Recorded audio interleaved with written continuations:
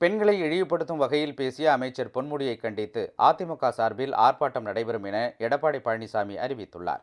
விழுப்புரம் மாவட்டம் சித்தலம்பட்டில் கடந்த ஞாயிற்றுக்கிழமை நடந்த நிகழ்ச்சி ஒன்றில் அமைச்சர் பொன்முடி பேசியது சர்ச்சையை ஏற்படுத்தியுள்ளது. சைவ வைணவ சமய நம்பிக்கைகளை ஒப்பிட்டு அருவருக்கத்தக்க வகையில் பேசி மக்களின் உணர்வுகளை அவர் புண்படுத்தி இருப்பதாக புகார் எழுந்தது. இதையடுத்து திமுக துணை பொதுச் செயலாளர் பதவியிலிருந்து அவர் நீக்கப்பட்டார். இந்நிலையில் பொன்முடியின் பேச்சு குரூரத்தின் உச்சம் என அதிமுக பொதுச் செயலாளர் எடப்பாடி பழனிசாமி சாடியுள்ளார்.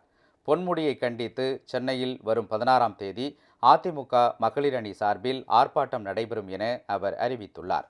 இது தொடர்பாக அவர் வெளியிட்டுள்ள அறிக்கையில், நாளாந்தர பேச்சாளர்களுக்கு கொஞ்சமும் குறைவில்லாமல் அமைச்சர் பொன்முடி வக்கிரத்தின் உச்சிக்கே சென்று பேசி இருக்கின்ற இழிவான கருத்துகள் பெண்களின் நெஞ்சங்களில் நெருப்பை கொட்டி இருப்பதாக சாடியுள்ளார்.